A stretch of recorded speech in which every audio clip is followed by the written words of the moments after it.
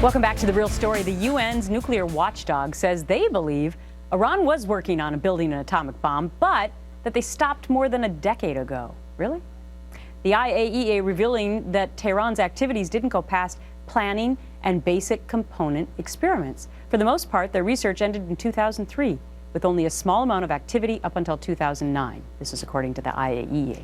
The probe was launched based on intel from the U.S. and Israel and is seen by some as another step to lifting sanctions on the Islamic Republic following the Iran nuclear deal. And time for some real talk now about Donald Trump. It seems he keeps rising in the polls no matter what he says. Trump pushing 3 points higher now to 27% in the latest national poll, Quinnipiac. With a tight scramble now for second. Look at that.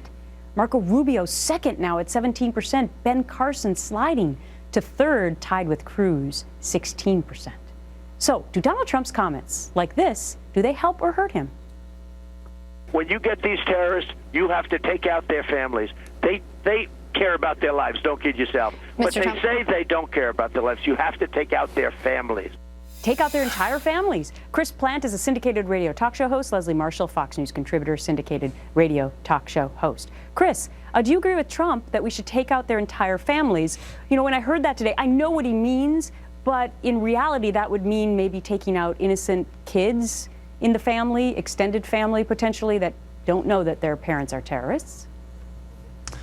Well, it's very old school, to be sure, very Sicilian, I suppose. But what he's talking about, and the issue that he's raised here again, and once again, he's going to win this point in the long term. Our rules of engagement prevent us from dropping bombs on, let's say, al-Baghdadi, the head of al-Qaeda, if his family is around him. They know our rules of engagement. They keep their families around them, so we don't bomb them. That's insane. That is suicidally polite. And eventually, we will make the decision that even though they use their own families as human shields, that we're going to have to drop the bomb rather than returning to base with the bomb still on the wing. Okay, Leslie, does Chris have a point as he explains what he believes Donald Trump meant? No, try explaining that. And my mom's Sicilian, Chris. She'll call you later. But with Jihadi John was, if in fact he is, we're still not 100% confirmed that he is dead. Jihadi John was actually going to another part of his caliphate, if you will, to visit his alleged wife and child when we had drone attacks, several of them, on the car that he was in, separate from the building they were in. We do have, with the rules of engagement currently, that we are trying to be careful of the civilians around them. That does not mean that these are family of terrorists. Remember, there are people in this caliphate that are not related to terrorists, and some of them that are there because they're fearful of leaving, or they're there, quite frankly, by force, so have no means to leave. Well, I see both sides of this issue. Okay, let's look deeper into this poll. It's so fascinating. Is your mind made up who you're going to vote for? 32% say, yep, it is. But might you change? This is just GOP now. 65%, Chris, say they might change their mind. Is that good news for the candidates not on top right now?